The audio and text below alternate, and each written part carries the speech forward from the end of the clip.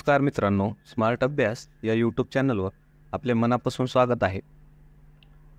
Daily current affairs सिरीजमधला हा दुसरा video असेल. आज दिनांक 4 जुलै रोजीच्या ज्या काही महत्त्वपूर्ण घडामोडी आहेत मित्रांनो, चालू घडामोडीशी संबंधित त्याचा अभ्यास या व्हिडिओच्या माध्यमातून आपण करणार आहोत.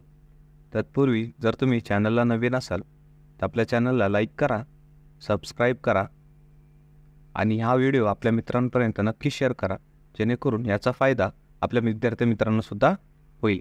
चला मग वेळ न घालवता आपण लेक्चरला सुरुवात करूया. पहिला प्रश्न असेल की नुकतेच सेंट्रल रेल्वेने पहिला 10 मेगावॉट क्षमता असणारा तरंगणारा सौर ऊर्जा प्रकल्प कुठे उभारला आहे?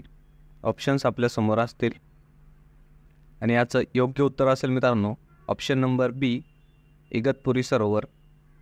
आणि हे जे काही इगतपुरी सरोवर आहे ते नाशिक जिल्ह्यामध्ये आहे.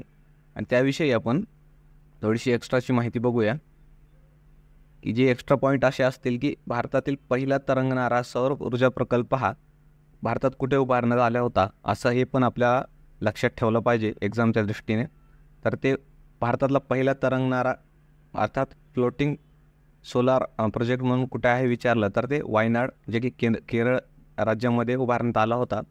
त्यानंतर सर्वात मोठा तरंगणारा सौर ऊर्जा प्रकल्प हे कुठं आहे असं जर विचारलं तर ते आहे ओंकारेश्वर धरण, जे खंडवा डिस्ट्रिक्ट आहे मध्य प्रदेशमध्ये, ते असणार आहे.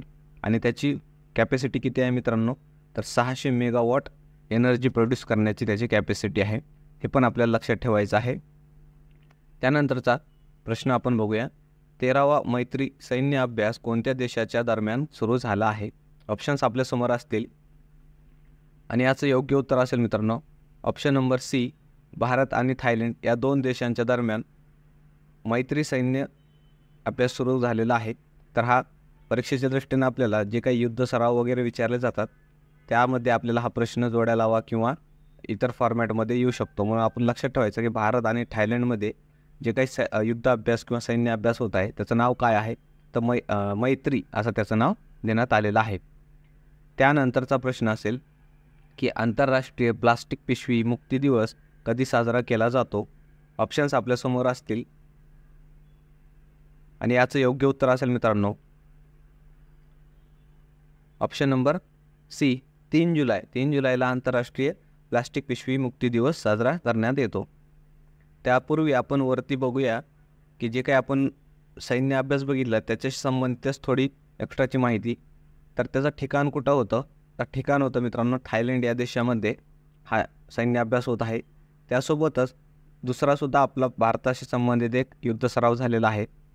तर त्याचं नाव होतं तरकश, जे की एक संयुक्त असा दहशतवाद विरोधी युद्ध सराव आहे. तो भारत आणि अमेरिका या दोन देशांच्या दरम्यान पार पडला. आणि हे जे काही आंतरराष्ट्रीय प्लास्टिक पिशवी मुक्ती दिवस आपण बघितला 3 जुलैला आहे.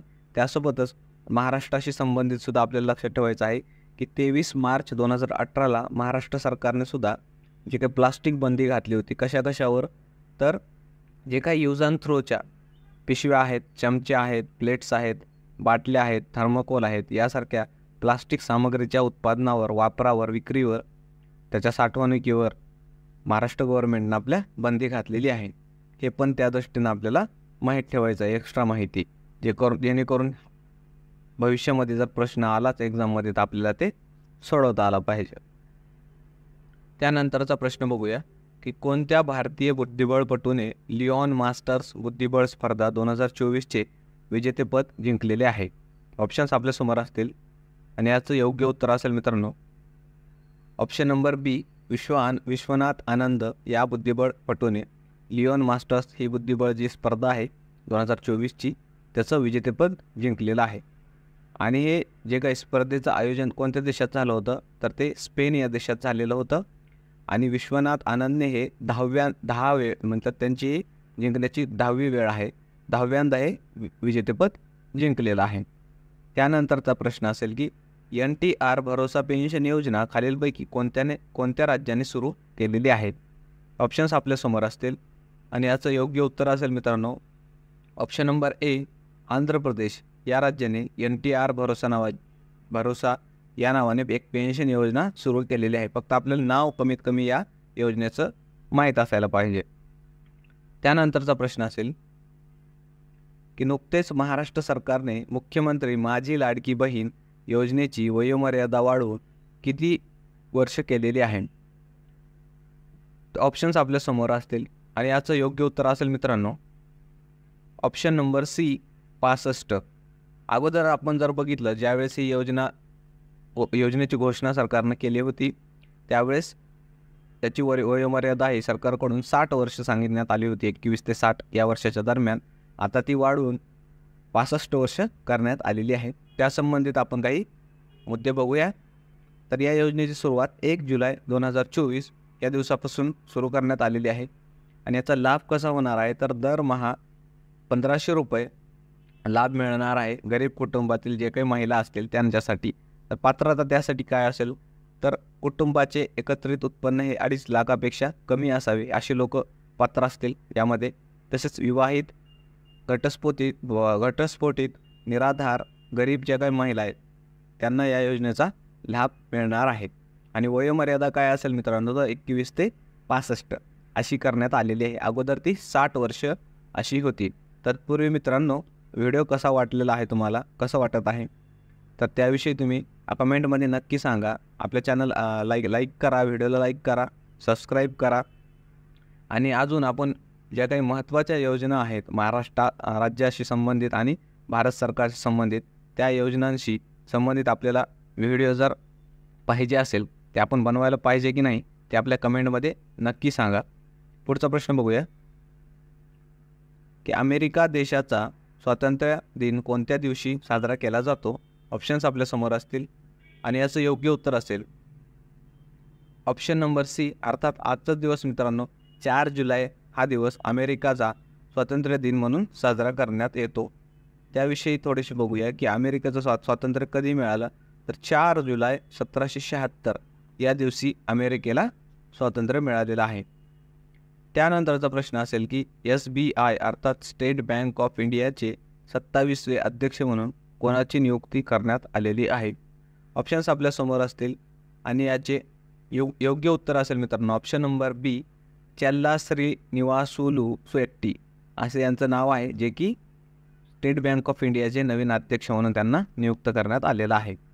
तर हे एक डेट आपल्याला महत्त्वाची त्याविषयी लक्षात ठेवायची आहे की स्टेट बँक ऑफ इंडियाची स्थापना कधी झालेली आहे 1 जुलै 1955 या दिवशी झालेली आहे. त्यानंतरचा प्रश्न आपण बघूया की कोणता दिवस हा GST दिवस म्हणून साजरा करण्यात येतो? तर ऑप्शन्स आपल्यासमोर असतील आणि याचं योग्य उत्तर असेल मित्रांनो ऑप्शन नंबर ए 1 जुलै हा दिवस भारतामध्ये GST दिवस म्हणून साजरा करण्यात येतो. त्याविषयीची माहिती बघूया आपण की या GSTची सुरुवात कधी अंमलबजावणी कधी झालेली आहे. याची सुरुवात झाली मित्रांनो 1 जुलै 2017ला. त्यावेळेस अर्थमंत्री हे अरुण जेटली हे होते आणि त्यासाठी हे जे काही GSTची अंमलबजावणी आपल्याला करायची होती आपल्या देशामध्ये म्हणून त्यासाठी जी घटनादुरुस्ती करण्यात आली होती आपल्या संविधानामध्ये ती 101वी घटनादुरुस्ती होती. हे पण आपण लक्षात ठेवलं पाहिजे. आणि हा जो काही GST आहे तो जगामध्ये सर्वात पहिल्यांदा कोणत्या देशानं अंमलबजावणी केली होती आपल्या त्यांच्या देशामध्ये तर तो पहिला देश विचारला तर GST अंमलबजावणी करणारा तो फ्रान्स हा देश आहे. हे पण आपल्याला त्या दृष्टीने एक्स्ट्रा माहिती लक्षात ठेवायची आहे. पुढचा प्रश्न बघूया. केंद्र सरकारने सुरू केलेल्या सौभाग्य योजनेचे प्राथमिक उद्दिष्ट काय आहे? ऑप्शन्स आपल्या समोर असतील आणि याचं योग्य उत्तर असेल मित्रांनो ऑप्शन नंबर ए प्रत्येक घराघरात वीज पोहोचवणे हा या सौभाग्य योजनेचं प्राथमिक उद्दिष्ट आहे, अर्थात प्रायमरी गोल आहे. तर याची सुरुवात कधी झाली होती? ऑक्टोबर 2017 या दिवशी या सौभाग्य योजनेची सुरुवात झालेली आहे. आणि याचं लक्ष काय असेल मित्रांनो या योजनेचं तर प्रत्येक घराघरात वीज पोहोचवणे, तसेच मोफत विजेचे बल्ब वितरण करणे, तसेच आवश्यक जे काही इतर विजेचे उपकरणं असतील त्याचे पण उपकरण हे पुरवणे हे काही सौभाग्य योजनेचे लक्ष्य होते. तसेच मित्रांनो आपण जे काही भारत सरकारच्या आणि महाराष्ट्र सरकारच्या ज्या वेगवेगळ्या परीक्षेच्या दृष्टीने योजना आहेत त्यावर आपण व्हिडिओ बनवायला पाहिजे का हा तुम्ही कमेंटमध्ये नक्की कळवा. त्या दृष्टीने आपण मग पुढचं व्हिडिओ घेऊन येऊ. तोपर्यंत थांबूया या ठिकाणी. आणि जर आपल्याला व्हिडिओ आवडला असेल तर व्हिडिओला लाईक करा, चॅनलला सबस्क्राईब करा. तोपर्यंत थांबूया, पुन्हा भेटूया नवीन लेक्चरसह. तोपर्यंत धन्यवाद.